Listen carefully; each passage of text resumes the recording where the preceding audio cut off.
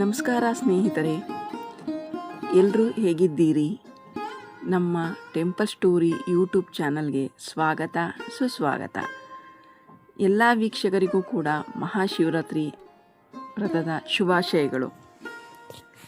ಮಹಾಶಿವರಾತ್ರಿ ಹಬ್ಬದ ಪೂಜೆ ಸಮಯ ಹಾಗೂ ಶುಭ ಮುಹೂರ್ತ ಈ ರೀತಿ ಇದೆ ನೋಡಿ. 2026 ಫೆಬ್ರವರಿ 15ರ ಭಾನುವಾರ, ಮಾಘ ಮಾಸದ ಕೃಷ್ಣ ಪಕ್ಷದ ಚತುರ್ಥಿ ತಿಥಿಯೆಂದು ಜರುಗುವ ಈ ಹಬ್ಬವು ಬಹಳ ವಿಶೇಷ ಹಾಗೂ ಮಹತ್ವವನ್ನು ಹೊಂದಿದೆ. ಈ ದಿನವನ್ನು 14 ಲೋಕದ ಒಡೆಯನೆನಿಸಿದ ಪರಮೇಶ್ವರನು ಪಾರ್ವತಿ ದೇವಿಯನ್ನು ವಿವಾಹವಾದ ವರಿಸಿದ ದಿನವೆಂದು ಆಚರಿಸಲಾಗುತ್ತದೆ. ಈ ದಿನ ಆಚರಿಸಲಾಗುವ ಪೂಜಾ ಕೈಂಕರ್ಯಗಳಿಗೆ ವಿಶೇಷ ಫಲವಿರುತ್ತದೆ. ಮಹಾಶಿವರಾತ್ರಿಯ ಪೂಜಾ ವೇಳಾಪಟ್ಟಿ ಈ ರೀತಿ ಇದೆ, ನೋಡೋಣ ಬನ್ನಿ. ರಾತ್ರಿಯ ಮೊದಲ ಪ್ರಹರದ ಪೂಜಾ ಸಮಯ ಬಂದು ಸಂಜೆ 6 ಗಂಟೆ 11 ನಿಮಿಷದಿಂದ 9 ಗಂಟೆ 23 ನಿಮಿಷದವರೆಗೆ ಇರುತ್ತದೆ. ಹಾಗೆ ಎರಡನೇ ಪ್ರಹರದ ಪೂಜಾ ಸಮಯ 9:23ರಿಂದ 12:35 ಬೆಳಗಿನ ಜಾವದವರೆಗೆ ಇರುತ್ತದೆ.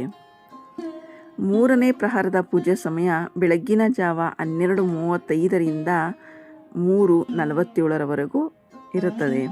ಹಾಗೆ ನಾಲ್ಕನೇ ಪ್ರಹರದ ಪೂಜಾ ಸಮಯ 3:47ರಿಂದ 6:59 ಬೆಳಗಿನ ಜಾವದವರೆಗೂ ಇರುತ್ತದೆ. ದಿನಾಂಕ 16/2/2026 ಪಾರಣ ಅಂದರೆ ಉಪವಾಸ ಅಂತ್ಯ ಮಾಡಿ ಆಹಾರ ಸ್ವೀಕರಿಸುವ ಸಮಯ ಬೆಳಗಿನ 6:59ರಿಂದ ಮಧ್ಯಾಹ್ನ 3:24ರವರೆಗೂ ಉತ್ತಮ ಕಾಲ ಅಂತಲೇ ಹೇಳ್ಬೋದು.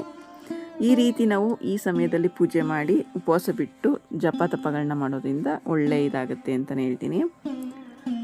ಮಹಾಶಿವರಾತ್ರಿಯ ಅತ್ಯಂತ ಪವಿತ್ರ ಹಾಗೂ ಶುಭ ಸಮಯ. ಇದನ್ನು ನಿಶಿತ ಕಾಲವೆಂದು ಕರೆಯಲಾಗುತ್ತದೆ. ಇದರ ಸಮಯ ಈ ರೀತಿ ಇದೆ. ದಿನಾಂಕ 15/2/2026 ಮಧ್ಯರಾತ್ರಿ 12:09ರಿಂದ 1 ಗಂಟೆ 1 ನಿಮಿಷದವರೆಗಿನ ಶುಭ ಸಮಯವು ಅತ್ಯಂತ ಪವಿತ್ರವಾದ ನಿಶಿತ ಕಾಲಾವಧಿಯಾಗಿದೆ. ಇನ್ನು ಭಕ್ತ ಬಂಧುಗಳು ಶಿವಾಲಯದಲ್ಲಿ ಜಲಾಭಿಷೇಕ, ಕ್ಷೀರಾಭಿಷೇಕ, ರುದ್ರಾಭಿಷೇಕ ಮಾಡಿಸುವುದರಿಂದ ವಿಶೇಷ ಫಲಪ್ರಾಪ್ತಿ ಯೋಗ ಉಂಟಾಗುತ್ತದೆ. ಯಾವ ಮಂತ್ರ ಪಠನೆಯಿಂದ ಶಿವನ ಒಲುಮೆಗೆ ಪಾತ್ರರಾಗಬಹುದು ಅಂತ ನೋಡೋಣ ಬನ್ನಿ ವೀಕ್ಷಕರೇ. ಓಂ ನಮಃ ಶಿವಾಯ ಪಂಚಾಕ್ಷರಿ ಮಂತ್ರದಿಂದ ಜಪಿಸುವುದು, ಶಿವಪೂಜೆ, ಶಿವಲಿಂಗ ಅಭಿಷೇಕ, ಹಾಲು, ಜಲ ಹಾಗೂ ಜೇನು ತುಪ್ಪದಿಂದ ಶಿವಲಿಂಗಕ್ಕೆ ಅಭಿಷೇಕ ಮಾಡುವುದು, ರುದ್ರಾಧ್ಯಾಯ, ಶಿವಪುರಾಣ ಪಾರಾಯಣ, ಲಿಂಗಾಷ್ಟಕ, ಶಿವತಾಂಡವ ಸ್ತೋತ್ರ ಪಠಿಸುವುದು.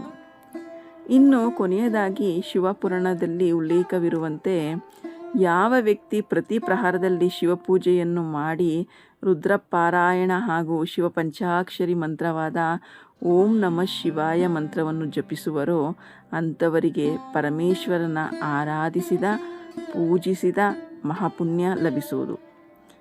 ಭಕ್ತ ಬಂಧುಗಳೇ, ನನ್ನ ವಿವೇಕಕ್ಕೆ ಸರಿ ಎನಿಸಿದ ಸಾಕಷ್ಟು ಚಿಂತನ ಮಂಥನವನ್ನು ಮಾಡಿ ನಮ್ಮ ಭಕ್ತ ಬಂಧುಗಳು ಅನುಸರಿಸಲೆಂದು ಈ ಮಾಹಿತಿಯನ್ನು ಅರ್ಪಿಸುತ್ತಿದ್ದೇನೆ. ಶುಭವಾಗಲಿ. ಹಾಗೂ ಈ ದಿನ ಶಿವರಾತ್ರಿ ಹಬ್ಬದಂದು ಉಪವಾಸ ಮಾಡುವುದರಿಂದ ಆರೋಗ್ಯಕ್ಕೆ ಹಾಗೂ ಮನೆಗೆಲ್ಲ ಒಳ್ಳೆಯದಾಗುತ್ತೆ ಅಂತಲೂ ಕೂಡ ಹೇಳ್ತಾರೆ. ಏನಾದರೂ ನಿಮಗೆ ಆರೋಗ್ಯದಲ್ಲಿ ಸಮಸ್ಯೆ ಇದ್ದು ನನಗೆ ಉಪವಾಸ ಮಾಡಲು ಸಾಧ್ಯವಿಲ್ಲ ಅಂದವರು ಕೆಲವು ಫಲಹಾರ, ಹಣ್ಣು, ಹಾಲುಗಳನ್ನ ತೆಗೆದುಕೊಂಡು ನೀವು ಉಪವಾಸವನ್ನು ಮಾಡಬಹುದು. ಇಲ್ಲ ನನಗೆ ಶಕ್ತಿ ಇದೆ ಅಂತ ಹೇಳುವವರು ಖಂಡಿತ ನೀವು ಉಪವಾಸ ಮಾಡಿ ಮಧ್ಯದಲ್ಲಿ ಹಾಲು, ಹಣ್ಣು, ಬಾಳೆಹಣ್ಣನ್ನು ಕೂಡ ಸೇವಿಸ್ಬೋದು. ಹಾಗೆ ಶಿವಜಪ ತಪ ಮಂತ್ರಗಳನ್ನು ಹೇಳೋದರಿಂದ ನಮಗೆ ತುಂಬ ಪುಣ್ಯ ಪ್ರಾಪ್ತಿಯಾಗುತ್ತೆ ಅಂತ ಹಿರಿಯರು ಹೇಳ್ತಾರೆ. ವರ್ಷದಲ್ಲಿ ಒಮ್ಮೆಯಾದರೂ ಶಿವಜಪ ಮಾಡೋಣ, ಉಪವಾಸ ಮಾಡೋಣ. ಆರೋಗ್ಯಕ್ಕೆ, ಮನೆಗೆ, ಹಣಕಾಸಿಗೆ ಎಲ್ಲ ತೊಂದರೆಗಳು ನಿವಾರಣೆ ಆಗುತ್ತೆ ಅಂತ ಹೇಳ್ತಾ ಶಿವ ಎಲ್ಲರಿಗೂ ಆರೋಗ್ಯ ಆಯಸ್ಸು ಕೊಟ್ಟು ಕಾಪಾಡಲಿ ಅಂತ ಇವತ್ತಿನ ವಿಡಿಯೋನ ಮುಗಿಸ್ತಾ ಇದ್ದೀನಿ ಸ್ನೇಹಿತರೆ. ಎಲ್ಲರೂ ವಿಡಿಯೋನ ನೋಡಿ ನಿಮಗೇನಾದ್ರು ಇಷ್ಟವಾದಲ್ಲಿ ಸಬ್ಸ್ಕ್ರೈಬ್ ಮಾಡಿ, ಶೇರ್ ಮಾಡಿ, ಕಮೆಂಟ್ ಕೊಡಿ ಅಂತ ಹೇಳ್ತಾ ಧನ್ಯವಾದಗಳು ಸ್ನೇಹಿತರೆ.